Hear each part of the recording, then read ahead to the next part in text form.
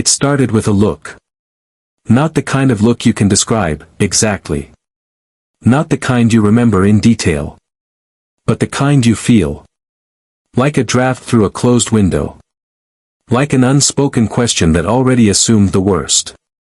Monica Ellison walked into the Stratford Manor Hotel in Santa Rosa, California, just before noon on a gray Saturday morning. Her sneakers squeaked against the clean tile floor as she passed through the revolving doors. She wore a faded black hoodie, soft from too many washes. Leggings.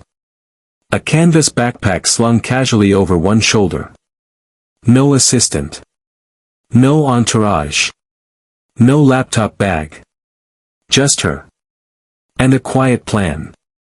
At 19, Monica had learned that if you really wanted to see how a place worked, how people really acted, you had to show up when no one expected you. Not as the CEO. Not as the owner. Just, someone. Someone they didn't know. Someone they had to decide whether or not was worth acknowledging. She took a slow loop around the entryway. Neutral tones. Worn armchairs. A vase of fresh lilies on the coffee table, probably replaced that morning. The scent was faint but expensive. She noted that. At the front desk, 3 staff members worked behind the counter. None of them looked up. No smile. No welcome. No acknowledgement at all. She waited. One beat. Then another. Still nothing. Finally, Monica stepped forward. "Excuse me," she said softly, her voice warm, polite. The woman behind the counter didn't look up. Kept typing. Fast. Like she was solving something urgent. "Breakfast ended at 10, she said flatly.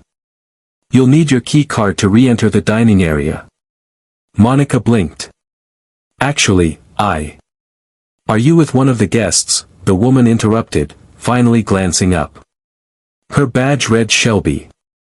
Her voice was polite, but it was the kind of politeness dipped in judgment. "We don't allow soliciting or loitering in the lobby," she added quickly. Monica froze. Not out of shock. But because this wasn't new. She had dealt with worse.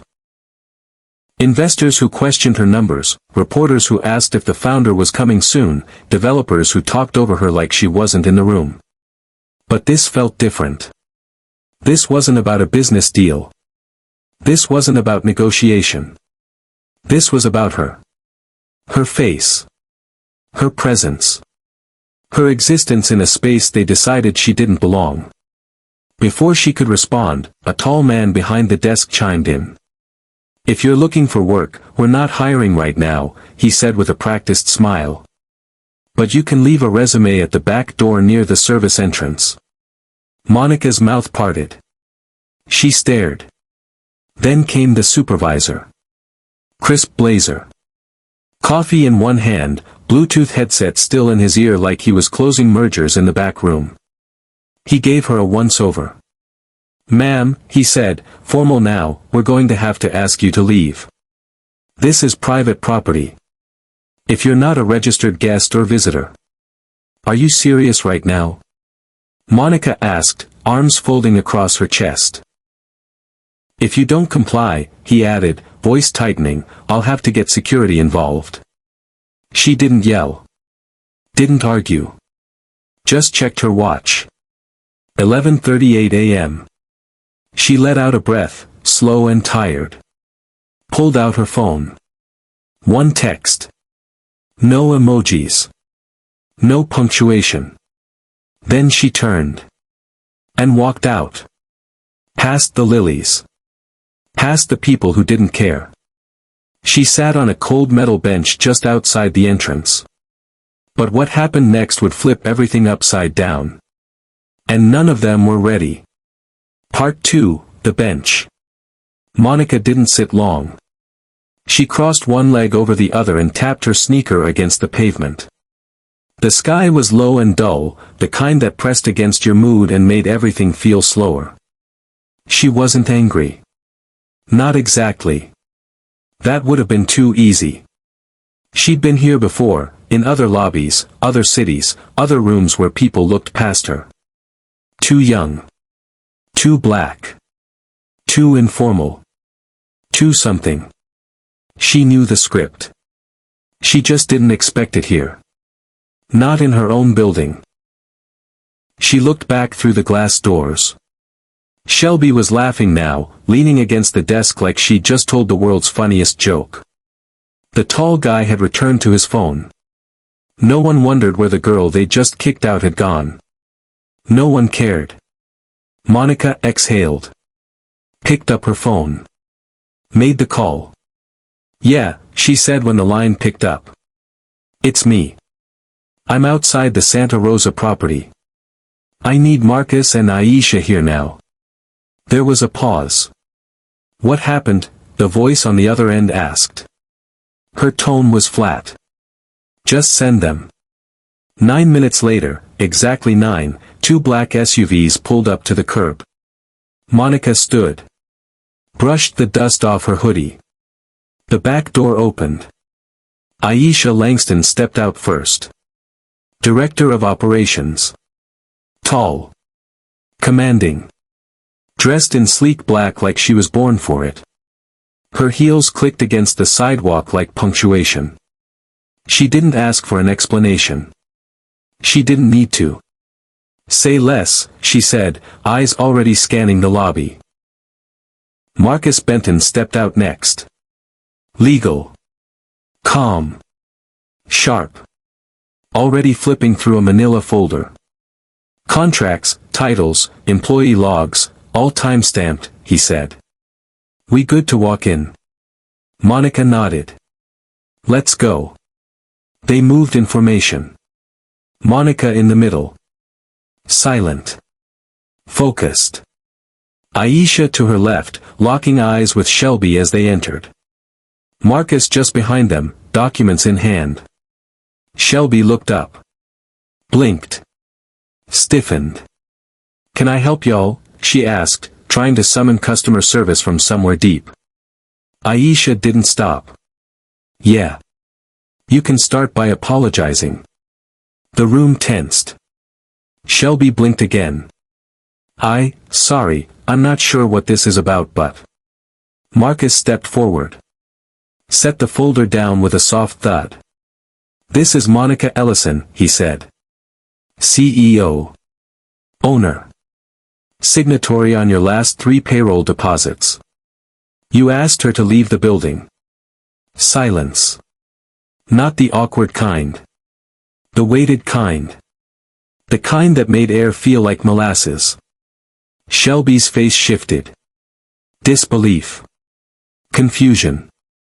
Panic. I didn't know," she stammered. She didn't say. "You cut her off." "Twice," Aisha said. "Didn't ask her name. Didn't ask her business. Just decided she didn't belong. Look, I swear." "Doesn't matter," Marcus added, flipping open the folder. "You assumed. That's all it took." The manager came out again, faster this time. Brent something. His fake urgency wrapped around a cup of coffee and a bad excuse. "Miss Ellison, wait, this is all a misunderstanding." "It's not," Monica said. Her first word since re-entering. "What's your name?" "Brent. Brent Donnelly. General Manager." Monica gave a tight smile that didn't reach her eyes. "You're done, Brent." He blinked. What? Terminated. Effective immediately.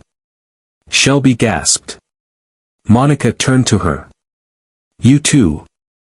Along with anyone on duty who stood there and watched. No yelling. No theatrics. Just consequences. Aisha was already on her tablet. System access revoked. "Miss Ellison, please," Brent said. "If I had known." "But you didn't ask," Monica interrupted. "None of you did. You just looked at me and decided I didn't belong. But this wasn't about one bad interaction. This was about what came next. Monica didn't usually pull rank. That wasn't her style. She built Ellison retreats to be different. Not just different from the big corporate chains, but different from every sterile place she had ever walked into and felt erased. Her hotels were supposed to feel like safety. Like intention. Like home, especially for the people who rarely felt seen in rooms like these.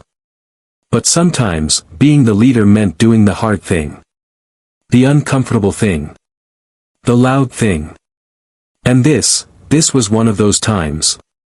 As Brent stood slack-jawed behind the counter and Shelby hovered beside him, pale and speechless, Monica scanned the lobby.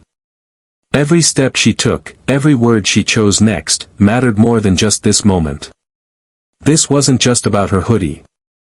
Or her skin. Or her age. This was about how many people walked into places like this and were met with the same look she'd gotten 9 minutes ago. That icy flicker of dismissal.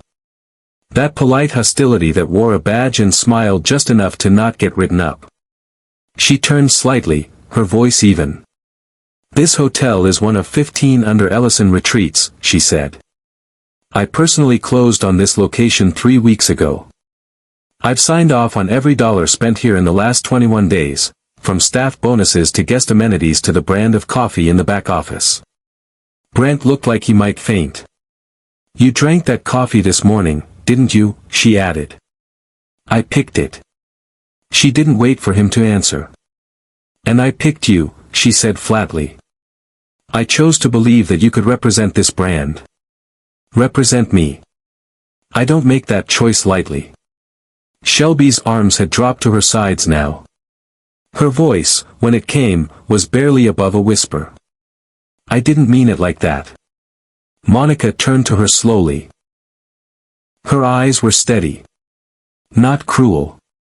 Just tired. "How did you mean it?" she asked. Shelby opened her mouth. Nothing came out.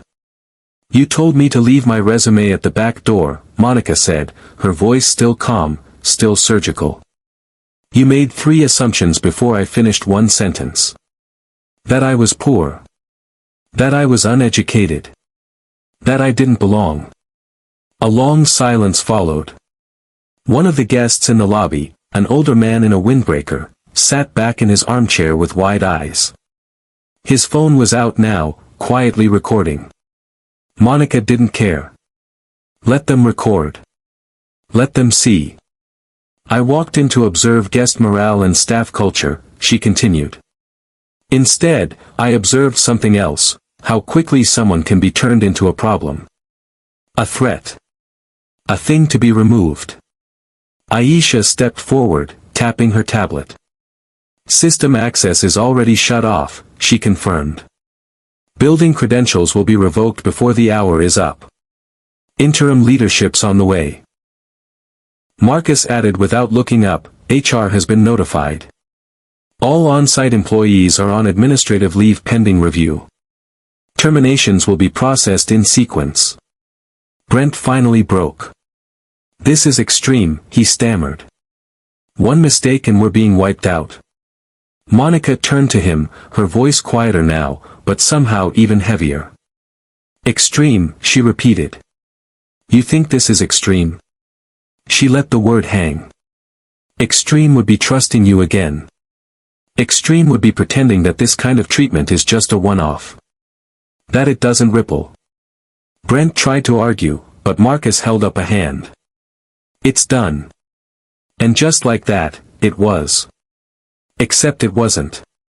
Because for Monica, it never really ended with the firings. That wasn't the point. This wasn't about revenge. It was about the standard.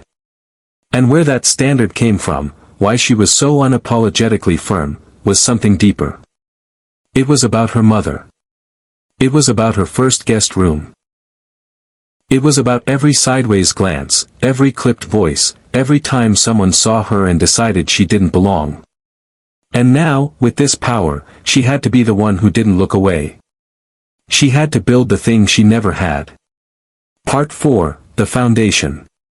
Monica had always known her story didn't fit the mold. That was fine with her. She didn't come from legacy money. She didn't have a Harvard MBA or a slick pitch deck backed by billionaire investors. Her first hotel was a 4-bedroom house in Bakersfield. She was 16. Her mom had just been laid off from the city's water department, and they were 2 months behind on their mortgage. Monica could hear it in her mom's breathing at night, how each inhale carried a new weight. A new worry she didn't say out loud. So Monica did the one thing no one expected, she listed the guest room online. No company name. No logo. Just a blurry photo, a promise of clean sheets, free Wi-Fi, and fresh fruit in the morning. The first guest was a traveling nurse. Then a grad student. Then a family driving cross-country. She reinvested every dollar. Painted the walls. Bought better bedding. Watched YouTube tutorials on branding and wrote her own check-in process by hand. By the time she was 17, she'd turned every room except hers into income. She was sleeping in the garage, managing bookings on a second-hand MacBook, laminating welcome signs, and leaving handwritten notes on pillows. Guests would ask, "Who's in charge?" And she'd say, "I am." Trying not to flinch. She missed prom. Missed senior pictures. Instead, she filed for an LLC and opened a bank account with $212. The turning point came when a travel blogger stayed in the house and posted a video, "This is the most heart I've ever seen in a rental." It went viral. By 18, Monica had saved enough to rent her first real property, an old motor lodge near Visalia. It was a wreck. The paint peeled. The roof leaked. But she saw something. She hired people no one else would hire. Single moms. Teens without work history. People with records. She trained them with one rule. Treat people like people. Not problems. Now she was 19. She owned 15 properties across 6 states.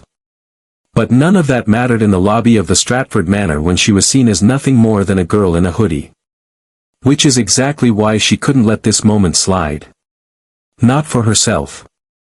Not for every guest who'd ever been treated like an inconvenience. And not for every kid watching who needed proof that power doesn't have to look like a suit or sound like a raised voice. Monica didn't waste time. Monday morning, 6:42 a.m. Pacific Time, every hotel manager under Ellison retreats received a memo titled, "We don't guess who people are." 6 paragraphs. No fluff. No long-winded intros. It was precise, direct, and impossible to misinterpret. If someone walks into our space, you greet them. If you're unsure of their reason for being there, you ask. Politely. You don't assume. You don't judge. You don't decide someone is unimportant because they don't look like what you imagine important to be. By noon, a company-wide video meeting was scheduled. Over 300 employees logged in. Some confused. Some nervous. Some still assuming this was about someone else. It wasn't. Monica appeared on screen. No polished background. No virtual office. Just a plain white wall. A navy blue t-shirt. Her natural curls pulled back. Eyes direct. "I won't take much of your time," she began. "But this needs to come from me directly." Silence. Then. 3 days ago, I walked into one of our properties looking exactly like this. I was ignored. Dismissed. Then removed. The room went quiet. She continued, voice steady. "I didn't announce myself because I shouldn't have to. No one should have to wear wealth or status on their sleeves just to be treated with dignity." She paused. Then added. "Some of you know exactly what that feels like. And some of you don't. Either way, we're not that kind of company. We're supposed to be different. So here's what's changing.